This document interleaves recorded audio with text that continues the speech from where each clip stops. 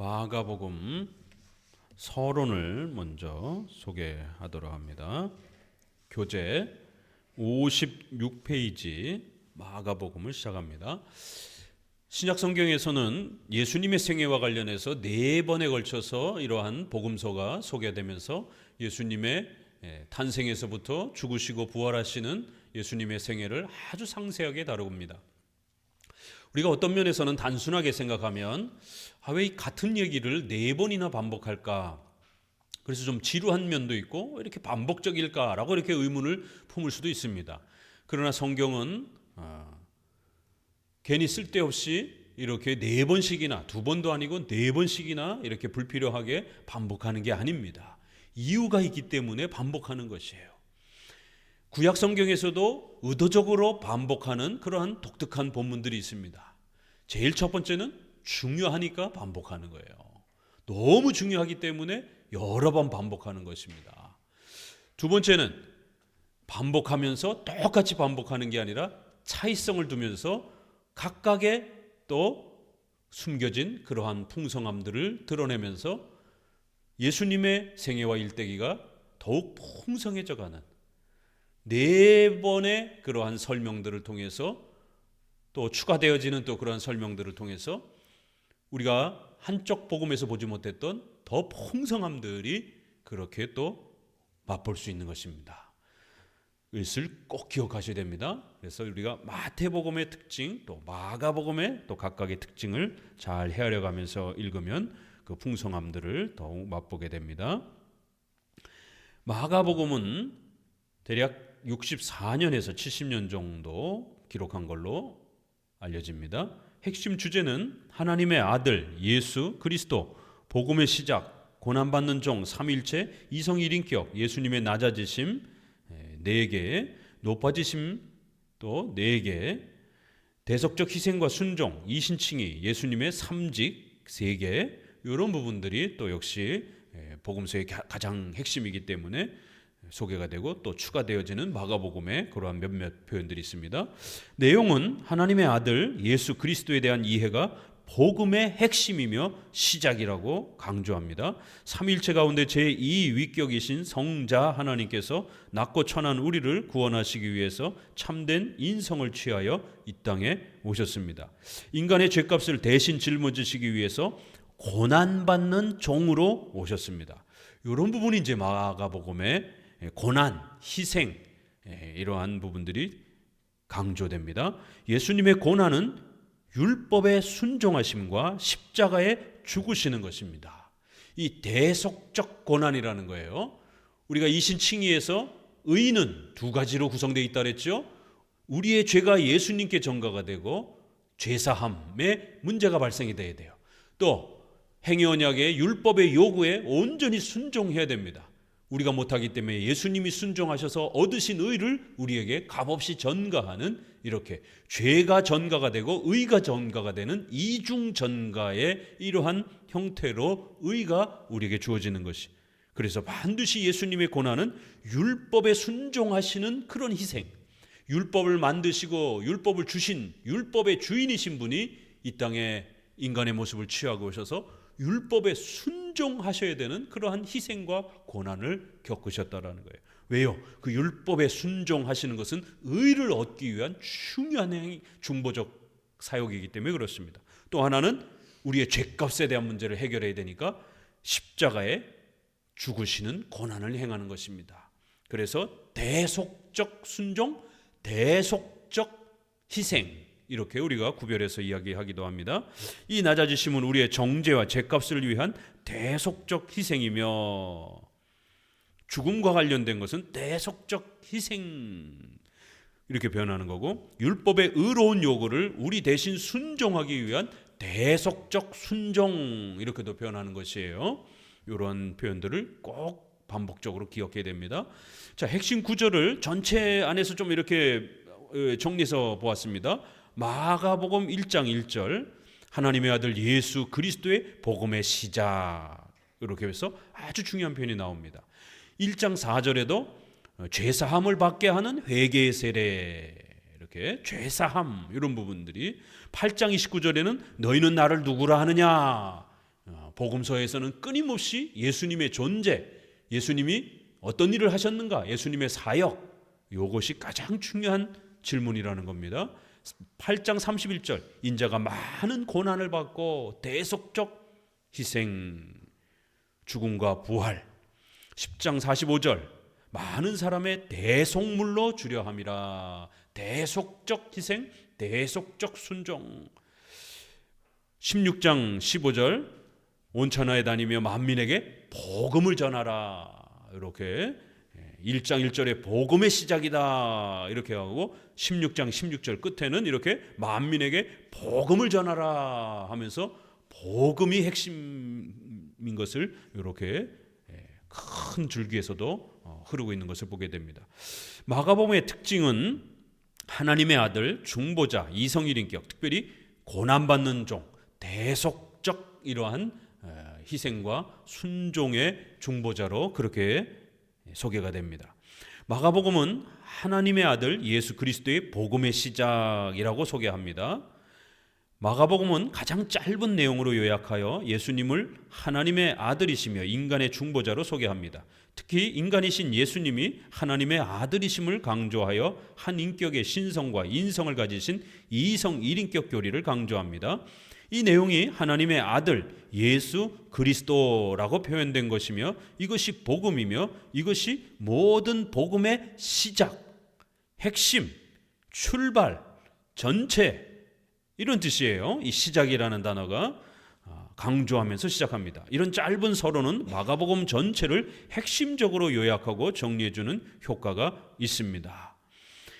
아르케 비기닝이라고 하는 이러한 시작이라는 아주 독특한 단어가 마가복음에 소개가 됩니다. 여러분들 각 복음서의 이 독특한 차이점들을 우리가 살필 때의 힌트는 첫 번째 구절 1장 1절이 마태복음은 아브라함과 다윗의 자손 예수 그리스도 이렇게 시작한 거 기억나죠? 어떻게 끝났습니까? 온 천하의 권세를 예수님이 가지셨다라는 거. 너희는 가서 제자를 삼으라. 이렇게 끝이 나요. 마가복음은 복음의 시작이다. 이렇게 시작합니다. 그리고 끝은 복음을 전파하라. 믿고 세례를 받는 사람은 구원을 얻게 될 것이다. 끝은 세례를 받고 구원에 이르는 은혜를 누려라. 교회론으로 끝이 납니다. 비슷하죠? 시작은 달라요. 누가복음은 우리가 지난번 뭘 봤죠? 차례대로 성경 전체는 복잡한 것 같지만 차례대로 하나의 시스템과 구조를 가지고 있다는 것. 그래서 7대교리라고 하는 커다란 구조와 틀을 갖고 있다는 것이.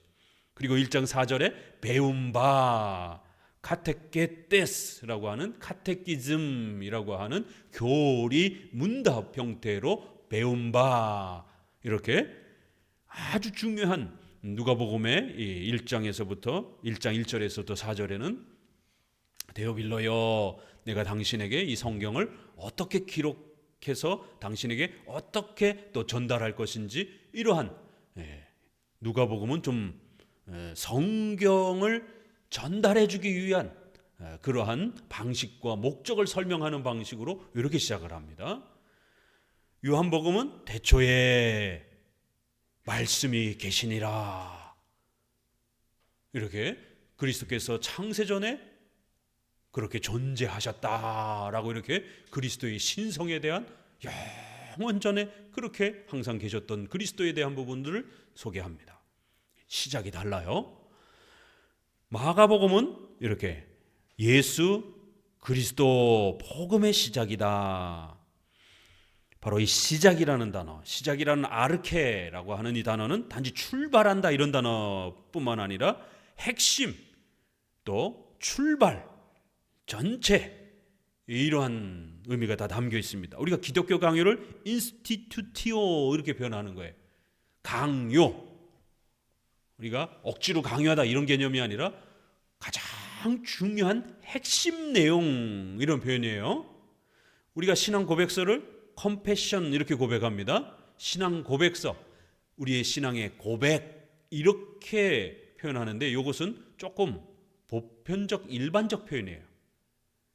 훨씬 더 좋은 표현은 신도계여서 이렇게 과거의 한문으로는 신앙 고백서 이렇게 표현하던 좀 편안한 표현보다 신도계여서 이렇게 표현했어요. 이 계자가 들계자입니다. 국기 계양대, 게시판 이러한 계자예요. 높이 들어올리다 이런 계자예요. 신앙 고백의 요 핵심 내용들은 뭐예요?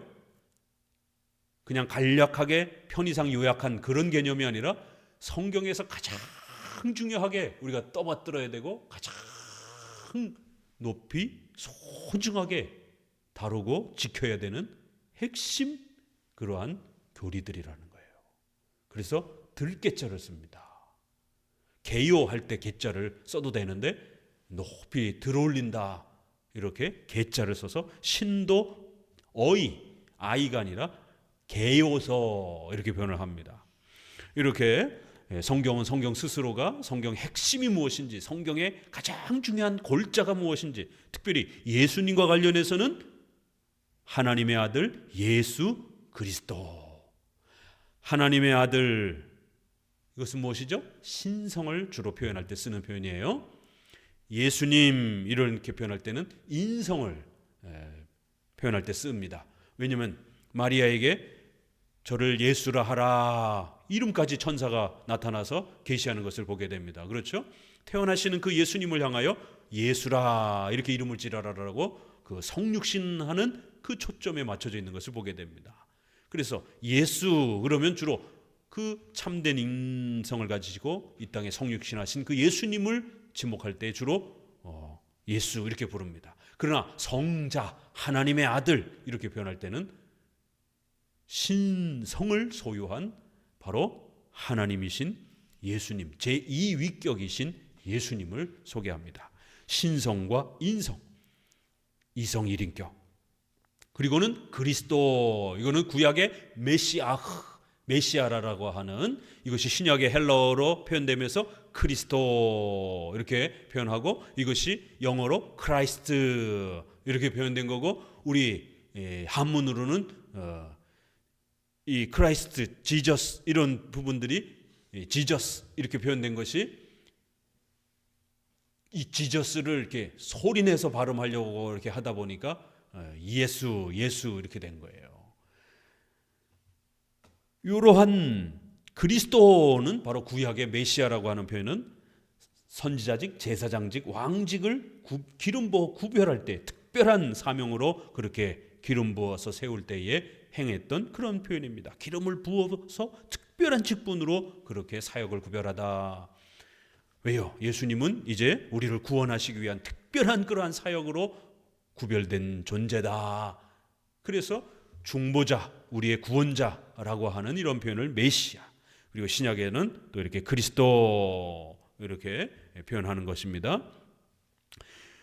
그러니까 존재와 관련해서는 하나님의 아들 예수, 사역과 관련해서는 그리스도, 이게 가장 중요한 기독론과 관련해서 복음의 핵심 골자인 겁니다.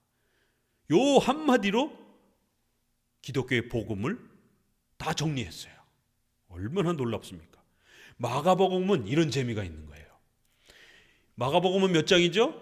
이제 이런 정도는 상식적으로 좀 외우셔야 돼요. 외울 건 외워야 됩니다.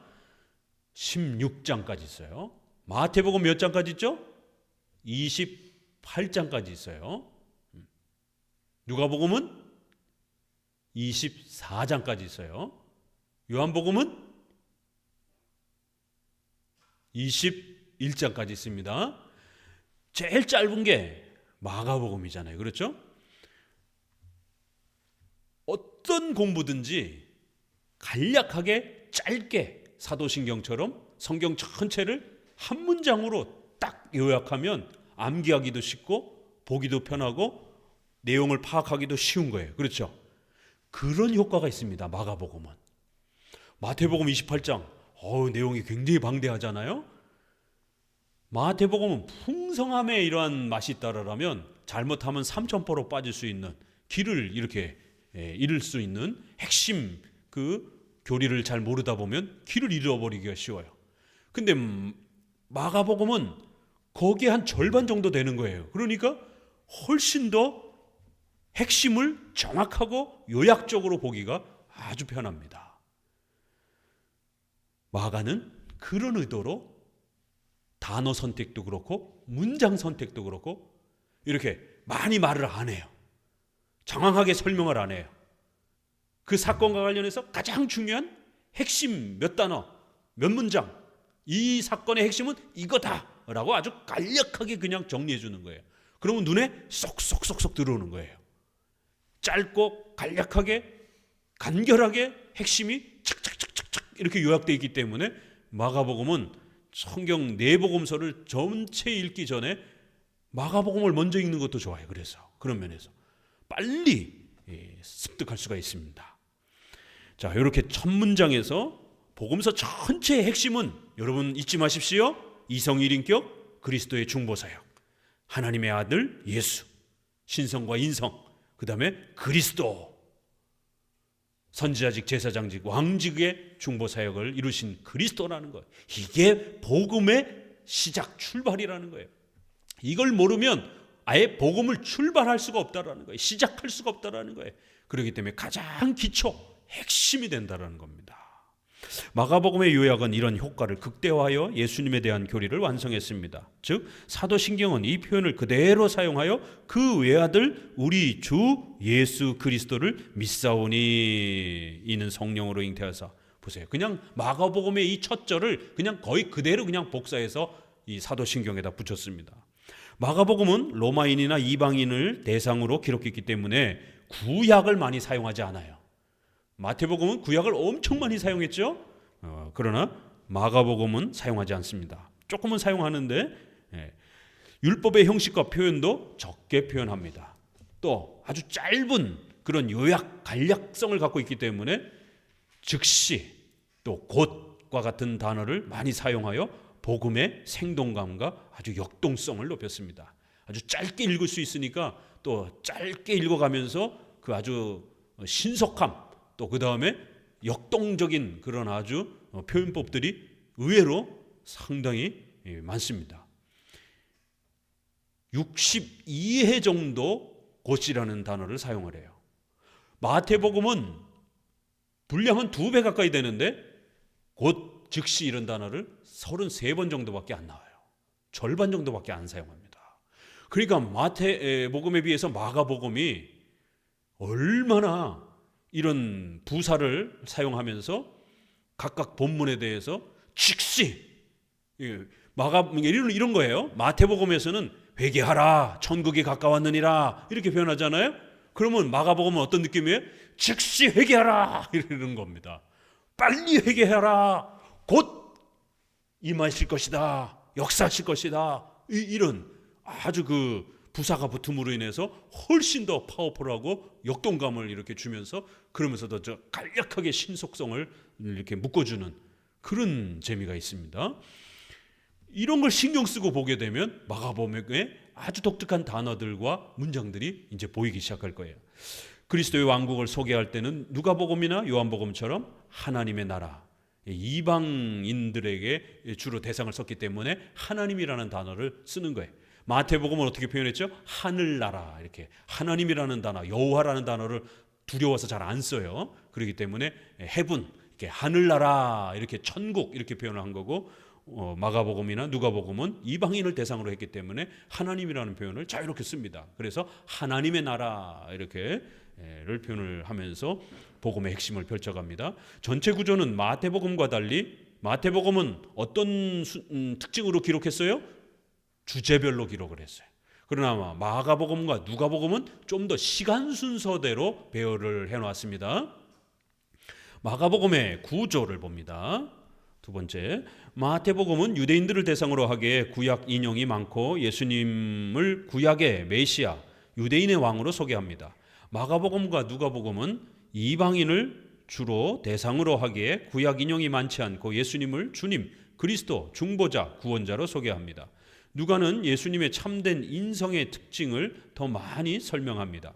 마가는 로마에 있는 성도들을 위해서 기록하면서 예수님의 고난받는 모습을 훨씬 더 많이 강조합니다.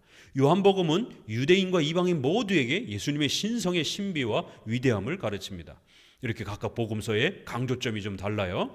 특히 한 인격 안에 신성과 인성이 서로 연합하여 조화롭게 역사하시는 이성 1인격 사역을 강조합니다.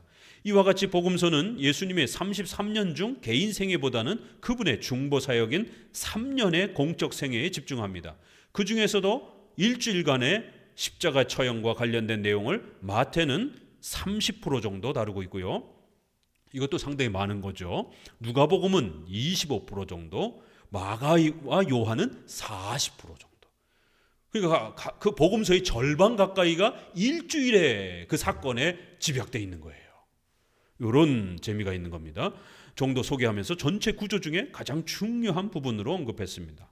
마태복음은 예수님의 설교 내용을 5번 반복하면서 구약을 바르게 해석하는 데 집중했습니다. 5번의 설교, 그 굵직굵직한 산상수훈으로부터 시작해서 천국 비유, 이렇게 몇 가지의 아주 중요한 설교 단락들이 있었죠. 마가복음은 설교의 내용은 과감하게 축소합니다. 안 나와요. 다양한 기적과 치료를 훨씬 더 많이 보여줍니다. 그러니까 마가복음은 예수님이 어떤 기적을 행하여 주셨는지, 어떤 치료, 병자들을 치료해 줬는지 이런 거를 사건별로 쫙 모아가지고 신속하게 전개해 갑니다. 그래서 마가복음이 훨씬 재밌어요. 그런 면에서는. 마태복음은 이렇게 논리적으로 5번의 설교를 통해서 또 구약의 그 엄청난 율법의 이러한 그 내용을 이게 맞느냐 틀리냐, 이게 해석이 옳은 거느냐 틀린 거느냐를 계속해서 변증하고 논리적으로 설명해 가다 보니까 그걸 잘 쫓아가지 못하면 이렇게 놓치기가 쉬워요. 그러나 마가복음은 사건 중심으로 이렇게 툭툭툭툭툭 하면서 쫙 나열되니까 훨씬 편하게 읽고 좀 더 그 신속성과 또 이해하기가 좀 쉬운 그런 장점이 있습니다. 기적과 관련해서도 첫 번째는 귀신을 쫓는 것, 둘째는 병 고치는 것, 셋째는 죽은 자를 살리시는 것, 넷째는 자연을 지배하는 그런 초자연적 현상으로 이렇게 구성이 됩니다. 4개, 귀신, 병치료, 죽은 자 살리는 것, 자연을 지배하는 것. 이 중에서 마가복음은 50% 정도를 귀신 내쫓는 것에 할애합니다. 마가복음에 우리가 생각지 못했던 다양한 귀신들이 등장합니다. 종류가 굉장히 다양한 귀신들이 등장을 해요. 이런 귀신도 있었나 싶을 정도로 다양한 귀신들이 질병을 일으키면서 고통을 주는 그런 장면들을 보게 되고 그 귀신들이 쫓겨나가는 이제 이러한 장면들을 봅니다. 자, 그러니까 이런 본문을 누가 제일 좋아하겠어요? 한국의 대표적인 이단인 귀신론을 주장했던 그 김기둥 목사의 계열의 그런 쪽 사람들 되게 좋아하겠죠. 그러나 이것은 그런 귀신 내쫓음을 따라하라라고 소개하는 게 아니라 이 귀신 들려 있다라는 것, 인간이 귀신의 지배를 받고 있다라는 것, 이게 무슨 의미인가? 이게 이제 좀 더 뒤에서 나올 겁니다. 왜 마가복음은 인간의 구원을 이렇게 소개하며 가르칠 때에 질병에서 고침을 받는 것, 이거를 복음으로 소개를 하는 거예요. 마가복음에는 어떤 내용들이 많이 나와요? 내 영혼이 구원받았다, 내가 죄사함 받았다, 이런 표현이 많이 나오잖아요. 왜요? 그게 핵심이니까. 영생을 얻을 것이다, 이런 게 많이 나와요. 그런데 마가복음엔 이런 표현들이 작게 나와요. 대신 뭐가 나와요? 병을 치료해 주는 거예요. 귀신을 내쫓아 버리는 거예요. 그를 괴롭혔던 귀신을 내쫓아 버리는 거예요. 그리고 죽은 사람을 다시 살려주는 거예요. 이렇게 해서 우리가 다시 산다라는 것, 우리가 새로운 생명을 받는다라는 것이 무엇인지를 어린아이한테 가르치듯이 죄사함 받고 영원히 살아야 된다. 이게 좀 어려운 내용이잖아요. 그렇죠? 그러니까 우리가 하나님 앞에 구원받는 게 무엇인지를 가르치기 위해서 좀 더 외적인 이러한 쉽고 편한 그러한 내용을 먼저 경험하고 보게 하시는 거예요. 하나님이 우리를 살려주는 거예요. 진짜 생명을 살려주는 거예요. 또 아픈 병에 걸렸던 인간의 비참함과 불쌍함을 고쳐주시는 거예요. 귀신이 인간을 지배하면서 엄청난 그 고통 속에 몰아넣었던 그 사탄의 지배를 깨트려 주시면서 인간을 자유케 해주시는 거예요. 아, 이게 구원이구나. 이렇게 사탄의 지배로부터, 엄청난 그 지배로부터 자유를 얻으니까 너무 좋은 거예요.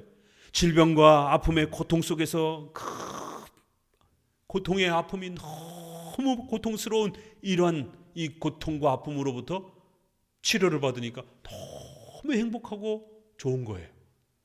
아, 구원이란 이렇게 행복한 거구나. 구원이란 이렇게 자유로운 거구나. 구원이란 이렇게 너무너무 좋은 것이구나라는 거를 마치 아이를 가르치듯이 육신을 편안하게 해주는, 육신이 밥 먹고 편안하고 아픈 데 없고 이러면 얼마나 행복합니까? 그래서 구약에 보게 되면 돈을 많이 버는 것, 가나안 땅에서 농사를 많이 벌어서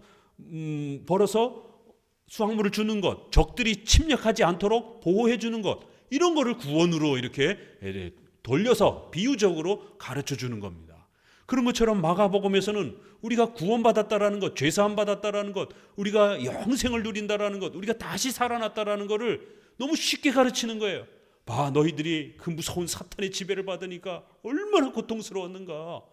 사탄이 쫓김을 받고 나니까 내 의지와 내 생각대로 얼마든지 이성적으로 바르게 살아갈 수 있는 정상인이 됐어요. 너무너무 행복한 거예요. 질병의 이러한 고통 속에서 인간답게 살지 못했던 그 비참함에서 질병이 치료되고 나니까 사람답게 살 수가 있는, 사람다워지는 것이에요.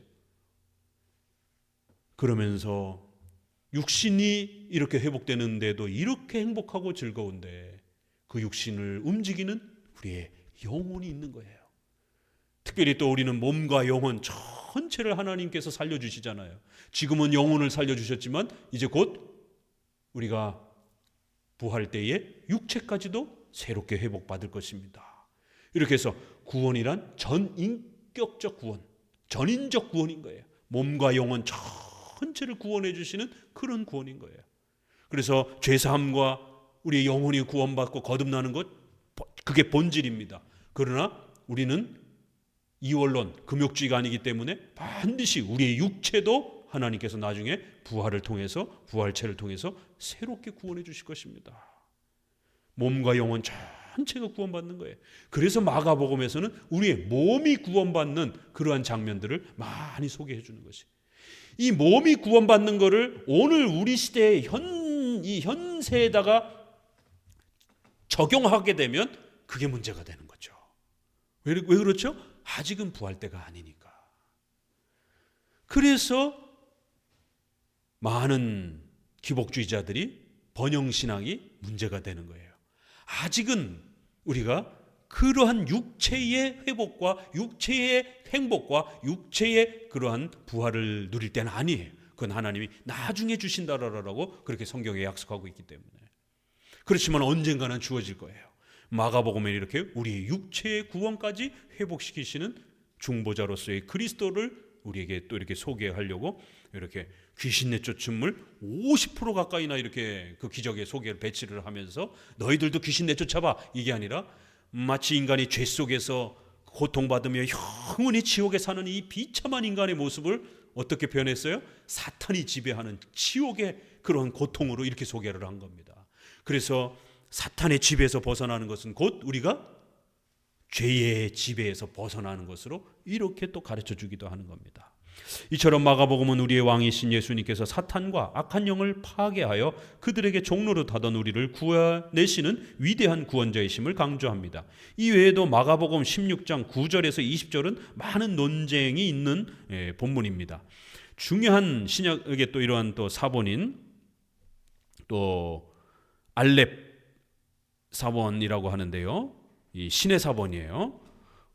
사본 중에 제일 중요한 첫 번째 사본입니다. 번호가 붙었는데 1번 사본이 알렙 사본이라고 합니다. 신의 사본. 그 다음에 비사본, 이 바티칸 사본이에요. 코덱스 2번인. 이런 사본에는 없어요. 이 본문이. 그렇지만 또 코덱스 세 번째 알렉산드리아 A 사본 이런 또 수많은 사본들에서는 있습니다. 그렇기 때문에 우리 개역 개정이나 한글은 또 많은 영어 번역들도 이 16장 9절 이후를 성경 본문에다가 넣어두었습니다.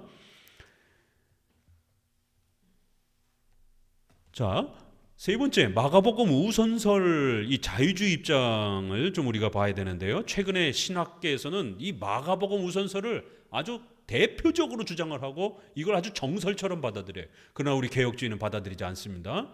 마가복음 우선설은 우리가 앞부분의 서론에서도 마태복음 할 때도 잠깐 다뤘지만 현대 자유주의자들이 성경 비평학, 성경을 하나님 말씀으로 믿지 않고 고대 문서로 이렇게 비판적으로 보는 이걸 비평학이라 그래요. 발전시키면서 만들어낸 가설입니다. 소설 같은 이야기예요. 네 복음서의 단어와 문자가 서로 일치하는 부분도 있고 틀린 부분도 있는데 이 차이점을 설명하려고 시도하면서 성경을 단순한 고대 자료로 생각하는 문서서를 발전시킨 겁니다. 계시가 아니라 그냥 고대의 여러 문서 중에 하나라는 거죠. 마태복음과 누가복음과 요한복음보다 마가복음이 짧기 때문에 마가복음이 먼저 기록됐다라고 주장하며 짧은 게 먼저 기록됐다라는 거예요. 이거는 본인들 생각이지 이게 과학적 근거가 없잖아요. 어떤 합의된 어떤 객관적 이 근거도 아니고 긴 게 먼저 기록될 수도 있는 것이죠. 왜 꼭 굳이 짧은 게 먼저 기록돼야 된다라고 하는 이 주장을 누가 정해놓은 겁니까? 뭐 학문하는 사람들이 모두 다 의견이 통일된 것도 아니고 자기들끼리 그래도 짧은 게 그리고 나중에 조금씩 살을 붙이는 게 보편적인 어떤 방법 아닐까? 이게 하나의 가설인 거지. 객관적인 그러한 학문적 내용은 아닌 겁니다. 마태, 누가, 요한이 마가복음을 단순히 복사해서 베껴 썼다라고 이렇게 주장하면서 각 복음서의 고유한 독특성과 가치를 훼손하는 거예요. 그러니까 마가복음만 중요하고 나머지는 뭐예요? 베껴 쓴 거기 때문에 복사본이기 때문에 별 가치가 없는 거예요. 이렇게 하게 되면 성경의 무호성 개념이 깨져버리는 거예요. 네 복음서는 다 중요한 겁니다. 이런 해석은 마가복음만 강조하고 나머지를 무시하는 현상이 나타납니다. 이외에도 마가복음에 없는 내용은 가상의 자료인 Q 자료에서 복사한 것으로 주장합니다. 근데 문제는 마가복음에 그렇게 짧은데 마태복음에는 있는데 마가복음에는 없어요. 베껴 썼으면 당연히 마가복음이 1차 자료가 되니까 마가복음에는 다 있어야 될 것 아니에요. 마태나 누가에 있는 자료들이 그런 글들이 마가복음에 다 있어야 될 것 아니에요. 여기서 베껴 썼으니까. 근데 마태나 누가에는 있는데 마가에 없는 거예요. 그럼 이건 어디서 베껴 썼느냐 말이에요. 없는 내용을. 이게 말이 안 되는 거예요. 그래서 마가복음에는 이렇게 마가복음에는 없는데 마태나 누가에 있는 글들이 있는 거예요. 이런 놀라움들이 있습니다. 그래서 마가복음 우선설이 안 맞는 거예요. 그러니까 또 하나의 가설을 만들어놨어요. 상상에 어떤 자료가 있지 않겠느냐. 어떤 자료, 이게 독일로 말로 켈레 이렇게 해가지고 Q 자료, 우리가 알 수 없는 사라진 어떤 예수님이 말씀해 놓은 예수님 모음집 같은 이러한 어떤 글이, 가상의 글이 있지 않겠느냐. 있으면 찾아내야 될 것 아니에요. 못 찾아냈어요. 그래 놓고는 어디 있겠지 이러는 거예요. 이게 무슨 학문입니까 이게. 그래서 이걸 Q자료라고 하고 Q자료 안에는 마태복음이 베껴 쓴 어떤 M자료, 누가복음이 베껴 쓴, 마가복음에서 베껴 쓴 게 아니라 마가복음에는 없으니까요. 누가복음이 딴 데서 베껴 쓴 가상의 자료인 L자료 이런 게 있지 않을까 이런 거예요. 그러나 발견된 적은 없습니다. 그래서 이런 각각의 자료서를 주장을 해요. 원자료 마가복음 또 그 다음에 Q자료 이렇게 둘로 주장을 하는 대표적인 표현인데 복음서들의 서로 일치하지 않는 내용들을 해명하려고 이렇게 한번 시도했던 자유주의 입장입니다. 즉 예수님께서 복음서 외의 교훈으로 남겨두신 가상의 글이 있다고 상상하면서 이 자료에서 복음서들이 조금씩 가져왔다고 주장합니다. 하지만 전통적으로 기독교는 이 두 자료서를 배격하고 마태와 요한은 친히 목격한 것을 기록했고 마가는 베드로에게서, 왜냐하면 마가는 사도가 아니잖아요. 그래서 베드로의 제자 역할을 많이 했기 때문에 베드로에게서 들은 거를 정리하는, 또 누가는 바울하고 사역을 많이 동행합니다. 사도 바울과 함께 사도행전에 보면 그래서 바울에게서 들은 이야기를 누가가 또 이렇게 정리한 것을 우리는 그렇게 고백하는 거예요. 물론 직접 경험하지 못한 어떤 사건은 다른 사람들이 전해주는 구전을 통해서 사용한 것으로 볼 수 있습니다.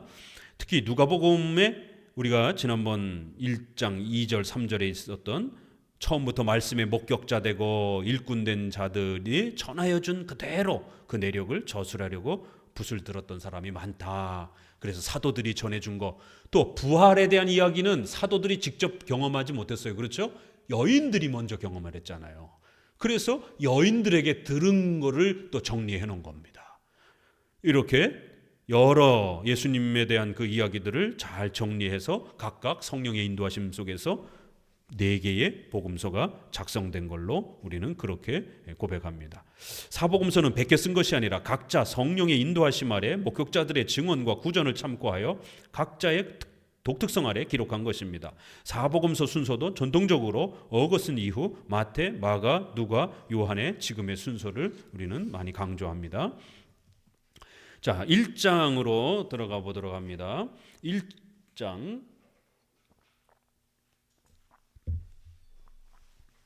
60페이지입니다. 마가복음 1장 1절에 하나님의 아들 예수 그리스도라는 표현은 다른 세 복음서의 서론과 차이가 있습니다. 각 복음서는 각자만의 독특한 서론을 구성하고 있습니다. 마가복음은 예수님의 출생에 대한 부분을 과감히 생략했습니다. 없어요. 다른 복음서들은 있는데 복음의 시작 이 부분이 이렇게 강조되어 있습니다. 즉 복음의 핵심을 이렇게 교리적으로 아주 간략하게 이렇게 정리하면서 출발을 하는 거예요. 1절의 내용은 삼일체 중 제2위격이신 예수님과 신성을 가지신 이성 1인격, 중보자로서의 삼직을 행하시는 그리스도에 대한 교리가 담겨 있습니다. 이 교리는 사도신경에 그 외아들 우리 주 예수 그리스도라고 요약되어 2000년 동안 복음의 핵심 교리로 지켜져 왔습니다. 4절과 8절에는 죄사함을 받게 하는 회개의 세례를 전파하니 그는 성령으로 너희에게 세례를 주리라고 세례 요한의 말을 추가하여 복음의 내용을 설명합니다. 즉 기독교 복음은 신비체험이나 부귀영화가 아니라 회개하여 죄와 사망에서 구원받는 은혜를 이렇게 강조합니다. 이 복음의 시작이다 이렇게 해놓고 그럼 그 복음이 뭐냐라고 하니까 죄사함을 받게 하는 회개의 세례를 너희가 받을 것이다. 그리고 이제 예수님이 등장하는 장면에 나옵니다. 그리고 요한이 물로 세례를 베풀었거니와 이러면서 예수님은 너에게 성령으로 세례를 베풀 거다. 바로 요한의 세례와 예수님의 세례, 그리고는 예수님이 세례받는 장면, 이렇게 세례가 1장에 각 단락별로 세례 장면이 아주 짧게 세례가 굉장히 중요하구나라는 것을 그냥 한눈에 쫙 읽을 수 있도록 회개의 세례, 물 세례, 성령으로의 세례, 그 다음에 예수님이 세례받는 장면. 세례가 이렇게 중요하구나. 세례는 뭐예요? 우리가 죄사함 받고 거듭났다라는 것. 중생의 그러한 표시이기 때문에 이렇게 중요한 겁니다. 복음을 받아들였다라는 것, 복음을 내가 가지고 있다라는 것에 대한 외적 증거이기 때문에 1장에서는 이렇게 복음 해놓고 그 복음의 핵심은 죄사함, 거듭나는 것, 그리고 그것에 대한 외적 표시는 세례인 거예요. 이게 복음이에요. 한마디로 말을 해서. 자, 이렇게 구성이 되어 있습니다.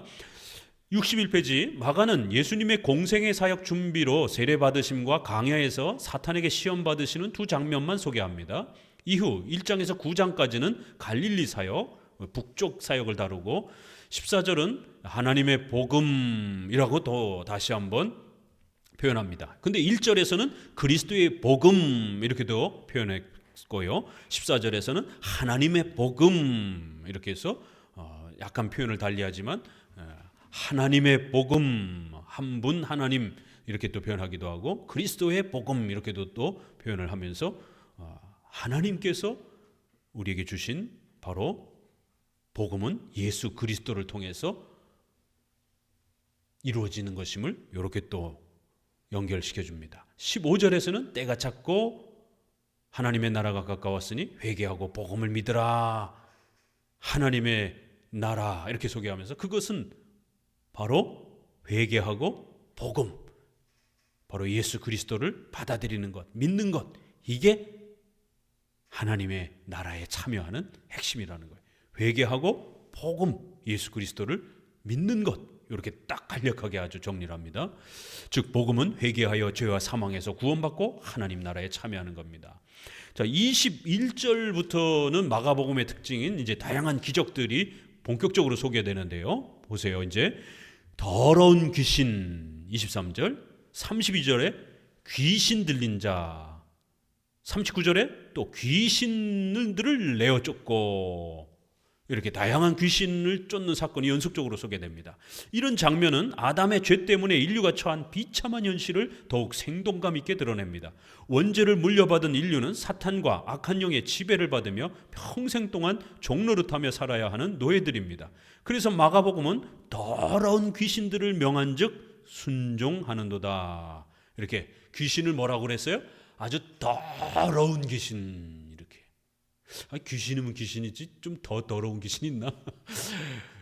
이거 관심을 가지고 보니까 귀신 앞에다가 이런 표현을 쓰고 있는 거예요. 더러운 귀신. 왜 귀신을 더럽다라고 했을까요? 바로 그건 하나님 앞에 범죄한 그 참혹한 비참함을, 이렇게 인류가 처한 영원한 지옥의 그 비참함을 이렇게 더러운 것으로, 전적 부패한 우리 인간을 우리가 전적 부패, 전적인 오염, 더러움 이렇게 표현하잖아요. 결국 사탄도 그 전적인 부패와 더러움과 오염 속에, 이렇게 형벌 속에 있는 그런 존재라는 거예요. 이런 표현을 강조해 예수님께서 우리를 사탄의 권세에서 해방시켜 주시는 구원의 은혜를 나타냅니다. 그러니까 구원을 표현할 때 하나님의 관점에서 보게 되면 우리가 죄값을 범해서 형벌을 받아야 되는 죄책을 짊어진 그런 존재로 소개합니다. 그래서 이 죄값을 제거하는 것을 구원처럼 소개를 해요. 그런데 결과적으로는 어떤 또 인간적 관점에서는 어떻게 표현할 수 있어요? 행위 언약을 어김으로 인해서 인간은 하나님 앞에 벌 받아가지고 어떤 일이 벌어졌어요? 사탄의 지배 아래로 들어가 버린 거예요. 그렇죠? 그래서 그 사탄이 존재하는 동안에 우리가 이 땅에서 사탄의 지배 아래에서 죄를 짓고 그 죄의 종노릇한다, 이렇게 표현하고 결국 사탄에 끼치는 그 수많은 고통과 비참함을 겪으면서 사탄의 지배 아래, 사탄이 우리를 괴롭히는 그 통치 아래 우리가 그렇게 노예처럼 묶여서 사는 것처럼 이렇게 표현합니다. 인간적 관점에서는 그 죄에 우리가 지배당해 있기도 하지만 또 그 죄를 가지고 인간을 지배하는 또 그런 역할을 하는 자가 있는 거예요. 악한 영이.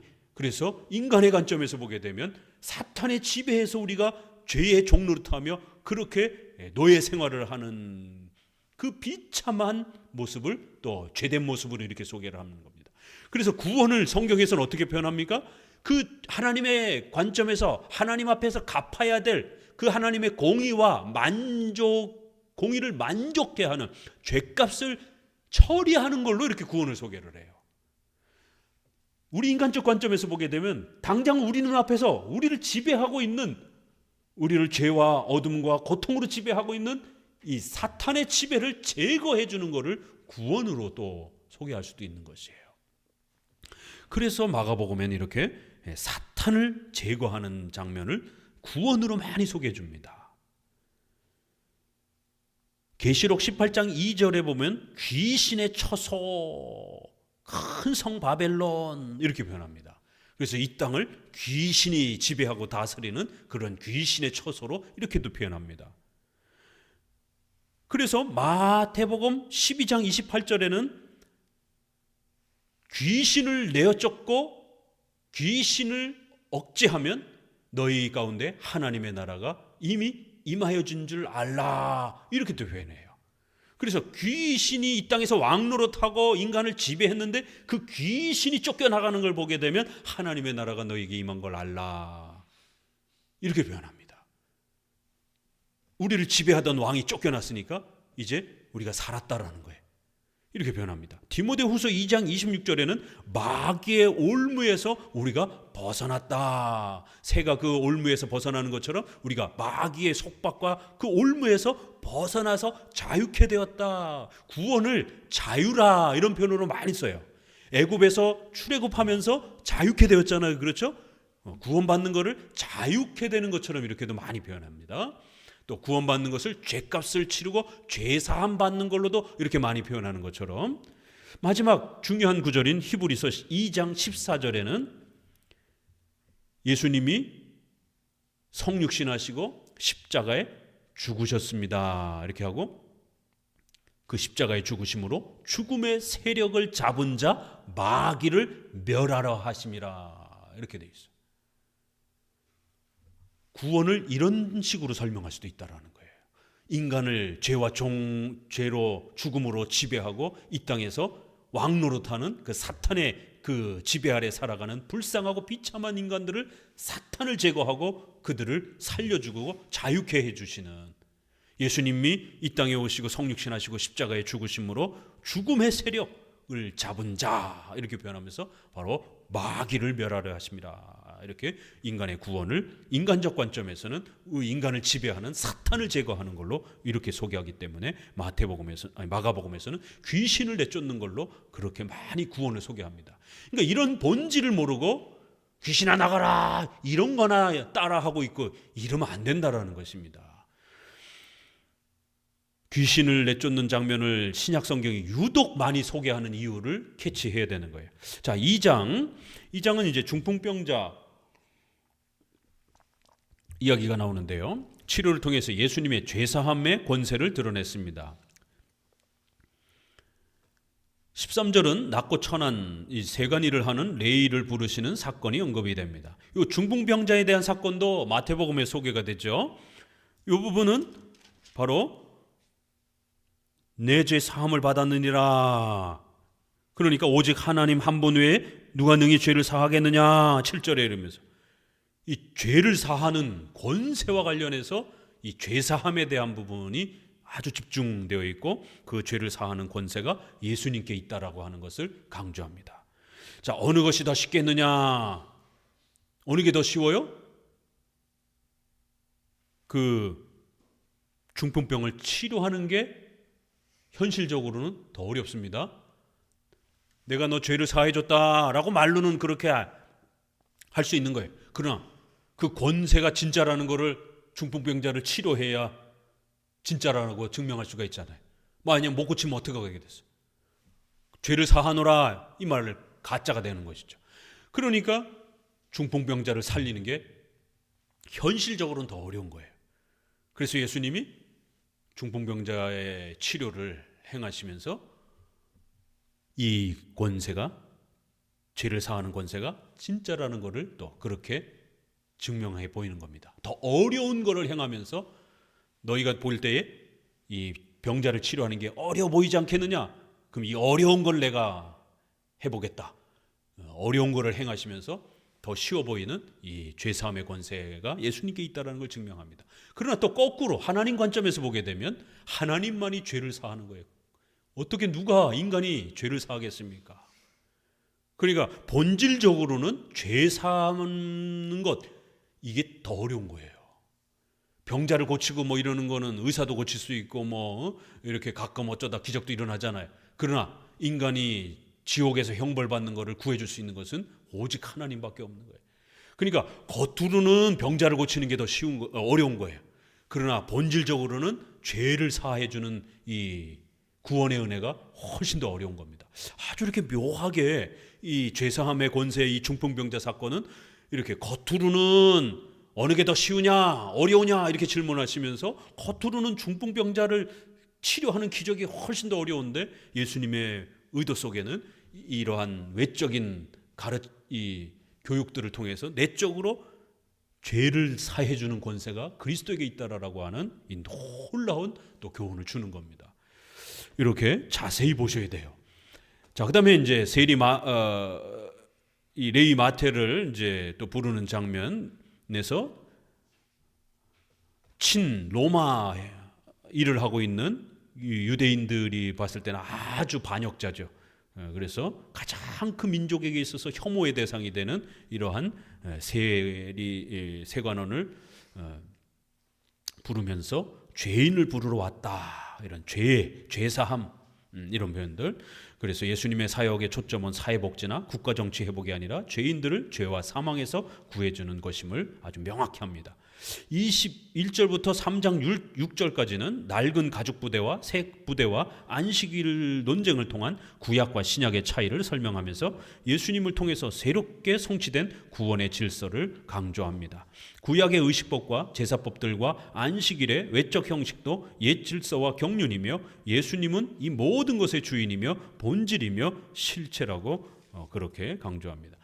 우리가 복음서에서 제일 많이 실수하는 해석이 어디냐면 새 포도주는 새 부대, 낡은 포도주는 낡은 부대.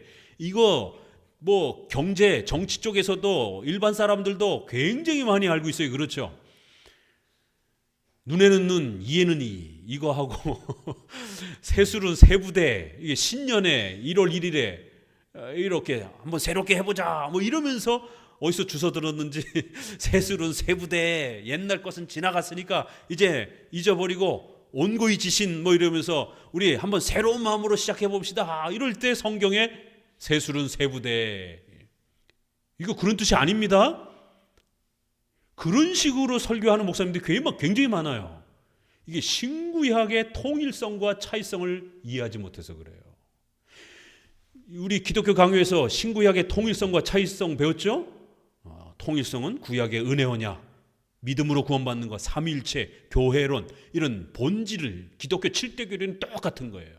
다만 외적인 경륜에서 제사, 성전, 절기, 또 형벌법, 재판법 이런 부분들이 차이가 날 뿐인 것이에요. 이런 신약과 구약의 이러한 공통점, 또 차이점은 분명히 예수님이 구약에는 인성으로 아직 안 계셨죠.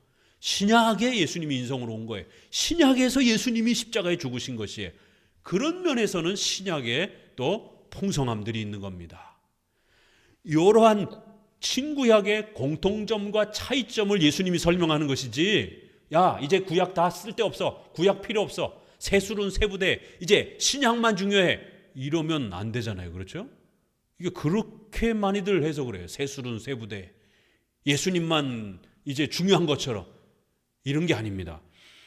마가복음에 어떻게 표현하고 있느냐면요, 누가복음에 이 부분과 관련해서 뭐라고 표현을 하냐면 5장 39절에 묵은 포도주가 더 좋다, 이런 표현이 있어요. 옷, 술, 부대 두 비유를 통해 가지고 새 옷을 낡은 것에서 함께 묵지 말라라는 거예요. 새 옷은 새 옷끼리, 새 술은 새 부대, 낡은 술은 오래된 포도주는 오래된 그 가죽 부대에다가 두어서 각각 쓰임새가 보존되도록 하라는 것이에요. 그러면서 누가복음의 마지막 구절에는 그러니까 묵은 포도주가 새 포도주보다는 포도주 면에 있어서는 훨씬 좋다. 묵은 포도주를 먹고 새 거를 달라 할 사람 없다. 이런 난해한 표현이 나와요. 이렇게 끝나요. 우리가 생각할 때는 새 포도주가 더 좋습니다, 신약이 더 좋습니다, 이렇게 상상하면서 읽는데 실제로 누가복음에서는 묵은 포도주가 더 좋습니다, 이렇게 구절이 끝나요.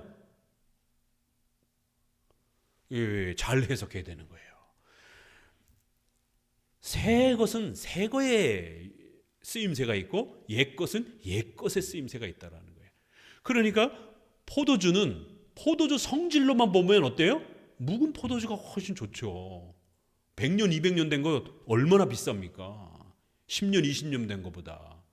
그러니까 누가복음에는 조금 더 정확하게 이 포도주 부대 비율을 구체적으로 끝까지 설명하는 거예요.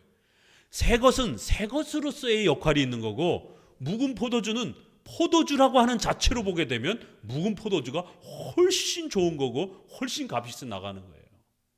그러니까 묵은 포도주는 묵은 것으로서의 가치가 있는 거고, 또 새 건 새 거대로의 가치가 있는 것이. 그래서 옛 것과 새 것이 공통점과 차이점을 잘 그렇게 갖춰가면서 각각의 율법과 복음의 역할, 구약과 신약의 역할, 특별히 이제 신약에서는 예수님이 오셨기 때문에 예수님을 분명히 메시아로서 받아들이고 새로운 시대가 온 것에 대한 새로운 예배 시대와 새로운 그러한 또 형식의 시대가 필요하다라는 것, 이 정도는 괜찮아요. 그렇지만 구약은 쓸데없는 거고 율법은 필요 없는 거고 예수님이 이렇게 말씀하신 건 아니에요. 그래서 특별히 왜 이 포도주 비유 이 부분이 안식일 논쟁 속에 벌어지고 있는 거예요. 구약의 이 잘못된 이해, 그래서 예수님을 배격하는 바리새인들을 책망하면서 구약은 분명히 메시아를 소개하고 있고 또 언약의 자손 중보자를 소개하고 있고 바로 그 예수님이 메시아가 바로 신약의 새로운 시대를 연 예수님이다라고 하는 것. 그래서 안식일에 대한 이런 개념도 바로 장차 오실 예수 그리스도를 예언해주고 바라보고 있는 것으로 이해하면서 읽어가야지 참된 안식일에 대한 이해지, 안식일을 그렇게 형식적 율법주의로만 적용하게 되면 메시아를 잃어버린다라는 거예요. 그래서 2장 마지막 부분에서도 이 구약의 의식법과 제사법, 이런 안식일의 이 형식을 구약의 이러한 차이점들을 어떻게 적용하고 이해해야 되는지를, 그리고 새롭게 오신 예수님이 그러한 이 구약의 형식들을 어떻게 완성하고 이제 성취시키셨는지를 통일성과 차이성을 잘 구별해서 읽어내야 된다. 그래야만 구약을 통해서 메시아를 기대하고 그 메시아는 바로 예수님이심을 바르게 깨달을 수 있게 된다라고 이렇게 정리를 해주는 것입니다. 자, 3장 7절에서도 더러운 귀신 들린 자들을 치료하는 사건이 한 번 더 언급됩니다. 13절에서는 마태복음 10장 1절처럼 12제자를 세우셔서 이 땅에 유형교회를 확립하시는 장면을 소개합니다. 여기 이제 자기의 원하는 자들을 부르시오라는 말씀처럼 아주 예수님이 원하고 또 원한, 계획하시고 작정하신 이러한 하나님의 뜻, 작정에 기초한 부르심을 더욱 생동감 있게 또 마가복음이 이렇게 표현합니다. 20절부터는 예수님을 알아보지 못하는 인간의 무지와 죄를 책망합니다. 친척들도 예수님을 미쳤다 하고 서기관들은 바알세불 귀신의 왕이라고 비난합니다. 마가는 누구든지 하나님의 뜻대로 하는 자는 내 형제요 자매요 모친이다라는 표현으로 3장을 마무리합니다. 그래서 예수님에 대해서 온갖 모함이 막 쏟아지는 3장에서는 예수님을 거부하는 이런 불신앙의 아주 악독함들을 있는 그대로 소개하고, 맨 마지막에서는 예수님의 가족조차도 혈통적 가족이 중요한 게 아니라 바로 말씀을 믿고 의지하는 이 사도들, 이들이 내 진짜 가족이다라고 이렇게 하면서 마무리를 짓습니다.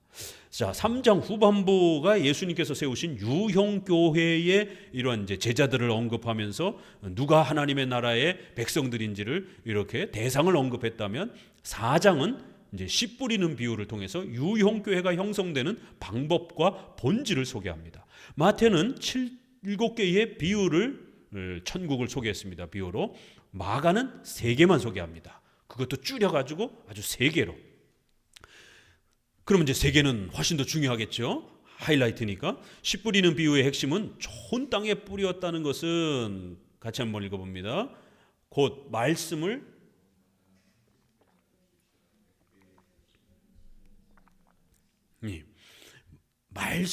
듣고 받아. 이 표현. 말씀을 듣기도 해야 되고 받기도 해야 되는 거예요. 말씀을 듣고 배우고 잘 받아서 또 순종하고 실천하는, 이거 우리가 늘 들어왔던 오직 성경을 배우고 믿고 신뢰하는 성경신앙이 이 씨 뿌리는 비유의 핵심입니다. 알미니안주의자들은 우리가 좋은 밭이 되어야 된다, 우리가 선행과 우리가 신앙의 경건을 많이 쌓아서 우리가 좋은 밭이 됩시다, 이렇게 이제 설교하는 거예요. 그렇지만 이 본문의 핵심은 우리가 좋은 밭이 되자, 열심히 노력하자, 이런 게 초점이 아니라 그 말씀이 어떻게 뿌려지는지, 그 말씀을 받고 배우고 순종하는 이 말씀이 이 씨 뿌리는 비유의 핵심입니다. 성경에 대한 강조는 21절 이후 또 등경 위에 등불을 언급해서 너희가 무엇을 듣는가 스스로 삼가라는 표현으로 재차 강조됩니다. 무엇을 듣는가, 어떤 걸 들었는가, 이렇게 표현합니다. 이 듣는 게 아주 중요하다 이렇게 표현합니다. 그러니까 이제 이런 표현들을 통해서 또 우리가 14절에도 4장 14절에도 보면 말씀을 들었을 때 사탄이 즉시 와서 그들에게 뿌려진 말씀을 빼앗아간다 이렇게 말합니다. 그러니까 사탄의 가장 주된 관심은 뭐예요? 사람들이 말씀을 못 듣게 하는 거예요. 말씀을 혹시라도 들었어도 그게 마음에 열매 맺지 못하도록 순식간에 뺏어가려고 하는 거예요. 그 뺏어가는 방식이 근심 걱정 때문에, 또 성경대로 실천하다가 고난을 받는 고난과 또 환난의 어려움 때문에 이런 이유와 핑계를 대면서 결국 말씀을 붙잡지를 못하는 거예요. 사탄은 이렇게 성도들에게 말씀을 빼앗으려고 온갖 방법을 동원하는 겁니다. 사람들에게 말씀이 들어가지 못하도록 빼앗아 버리게 되면 절대 구원을 못 받기 때문에 그런 거예요. 말씀이 어떻게 뿌려지고 열매 맺는가? 이것이 바로 이 땅에 하나님의 나라가 세워져 가는 핵심 원리라는 거예요. 오직 성경. 자, 그 다음 단락. 하나님의 나라의 비밀을 너희에게는 주었으나 외인에게는 모든 것을 비유로 하니 이는 저희로 보기는 보아도 알지 못하며 듣기는 들어도 깨닫지 못하게 하여 돌이켜 죄사함을 얻지 못하게 하려 함이라는 말씀도 매우 중요합니다. 다른 복음서에도 나와요. 이 구절은 말씀을 듣고 회개하고 믿어야 하는 인간의 신앙적 책임도 강조합니다. 반드시 인간은 회개해야 되니까. 그런데 마가복음은 아주 좀 독특해요. 동시에 구원의 원인과 근거는 하나님의 예정에 기초하고 있음을 강조합니다. 우리가 성경을 이렇게 관심 있게 보게 되면 항상 예정이 따라붙어요.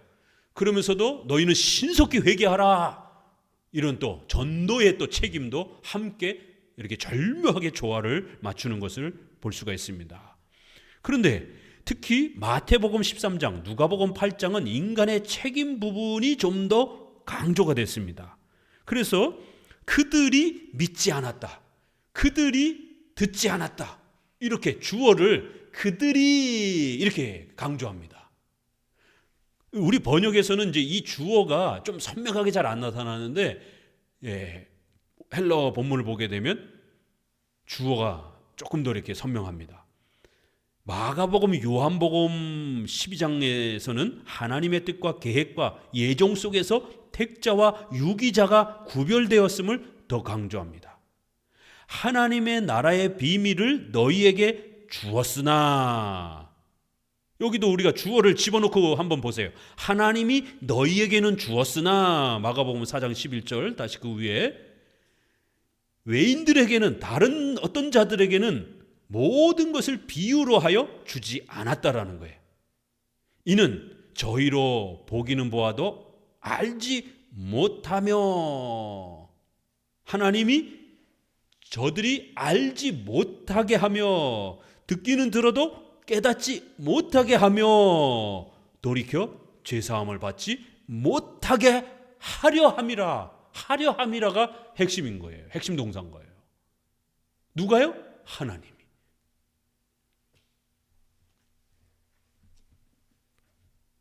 그래서 헬라어에서는 이 부분을 하나님이 못하게 했다라고 하는 이런 부정문을 아주 강조합니다. 우리 표현도 번역하려고 애를 썼어요. 자세히 보면 보이긴 해요. 얻지 못하게 하려 함이라, 하나님이 안 주셨다라는 거예요. 그러나 마태복음에는 그들이 믿지 않았다, 이렇게 그들이 불신앙한 것을 좀 더 강조합니다. 그러나 마가복음은 하나님이 안 주셨다라는 것을 강조합니다. 즉 마태복음 10장엔 이 백성들의 마음이 완악하여져서, 좀 다르죠? 여기는 백성이 주어가 되어 있어요. 백성들이 악했다, 이렇게 강조하는 거예요. 마가복음은 이 부분을 빼고 아예 뺐어요. 이 부분을 듣지 못하게, 깨닫지 못하게, 얻지 못하게 하시는 행위의 주어를 하나님으로 강조합니다. 26절부터는 마가만 언급하는 자라나는 씨 비유가 소개됩니다. 씨가 자라나되 그 어떻게 된 것을 알지 못하느니라. 땅이 스스로 열매를 맺되라는 말씀에서 보듯이 성경을 통해서 가르쳐지는 복음은 살아있고 그 자체의 능력을 갖고 있습니다. 그래서 30절부터는 다시 한번 겨자씨 비유를 한 번 더 추가하면서 복음은 아무리 작고 연약해도 열매를 맺으며 확장되는 이러한 살아있는 복음의 능력을 이렇게 강조합니다. 5장 거라사인 지방에 더러운 귀신 들린 사람 치료 이야기로 시작합니다. 마가는 귀신 들려 고통받는 비참한 인간의 상태를 많이 소개합니다. 밤낮 무덤 사이에서 산에서나 늘 소리 지르며 돌로 제 몸을 상하고 있더라. 이게 아주 인간의 그 죄 속에 사탄의 지배 속에서 고통받고 있는 아주 비참한 인간의 죄악된 상태를 이렇게 사탄의 지배 아래에 있는 이런 형태로 아주 풍성하게 이렇게 소개를 합니다. 그래서 이 부분에서도 이 쇠사슬에 묶여 누가복음에는 간단하게 언급해요. 그런데 유독 마가복음은 그를 쇠사슬로도 맬 수 없게 되었으니 이는 여러 번 고랑과 쇠사슬에 매었어도 쇠사슬을 끊고 고랑을 깨트리었더라. 그리하여 아무도 그를 제어할 힘이 없는지라. 밤낮 무덤 사이의 산에서는 늘 소리 지르며 돌로 자기 몸을 해치고 있더라. 굉장히 아주 자세하게 쇠고랑도 밧줄도 여러 번 끊어 제낀 것처럼. 오늘날 이런 귀신 들림의 이런 능력이 있는 사람 본 적 있어요? 없어요.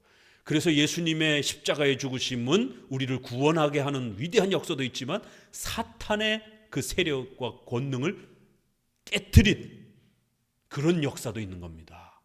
그리하여 예수님이 오시기 전, 죽으시기 전 사탄이 행했던 그러한 능력보다 그 이후는 훨씬 능력이 축소가 돼버렸어요.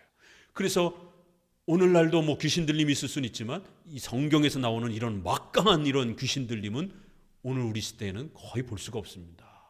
어느 사람이 막 쇠고랑으로 막 묶어놨는데 막 뚝뚝 끊고 막 이렇게 막 힘을 발휘하는 사람 있냔 말이에요. 그럼 그런 귀신을 한번 내쫓아 보란 말이에요. 그러면 우리가 오순절에 사도적 은사가 연속된다라는 것을 우리 장로교도 인정을 할 테니까. 성경에는 이런 엄청난 기적들이 나온단 말이에요. 그러나 오늘날에는 이런 기적들이 일어나지 않는단 말이에요. 왜냐하면 중단시켰기 때문에. 여기도 보면 이렇게 쇠사슬로 매어서 여러 번 끊어내고 자기 몸을 막 이렇게 상해가지고 피가 막 뚝뚝뚝뚝 떨어지게 만들고 얼마나 비참한 이런 모습으로 밤낮 소리 지르는 그 이렇게 미친 인간처럼 이렇게 사는 인간의 전적 부패와 오염을 비참함을 이렇게 소개하는 겁니다. 여기에서 구원해 주는 거를 사탄을 내쫓고 구원해 주는 거를 이렇게 구원처럼 소개하는 거예요. 아주 생동감 있잖아요. 이런 표현을 통해서 사탄의 종노릇하는 원죄 상태의 인간의 비참함을 생생하게 드러냅니다. 거의 2,000마리나 되는 때라는 숫자의 강조도 마가만 언급합니다. 2,000마리라고 구체적인 언급도 마가만 언급해요. 예수님은 한 영혼을 살리기 위해 2,000마리나 되는 제사를 희생케 하셨는데 이 사건을 통해서 한 영혼의 구원을 얼마나 귀하게 여기시는지를 알 수가 있습니다. 그리고 또 너 이름이 뭐냐 하니까 군대라 그러잖아요. 이 군대라고 하는 건 로마의 편제를 쓰는 표현이에요. 1세기에 한 군단에 6,000명이 배치가 됩니다. 우리가 많습니다. 이렇게 표현하는 거예요. 그러니까 사탄의 악한 영들이 뭐예요?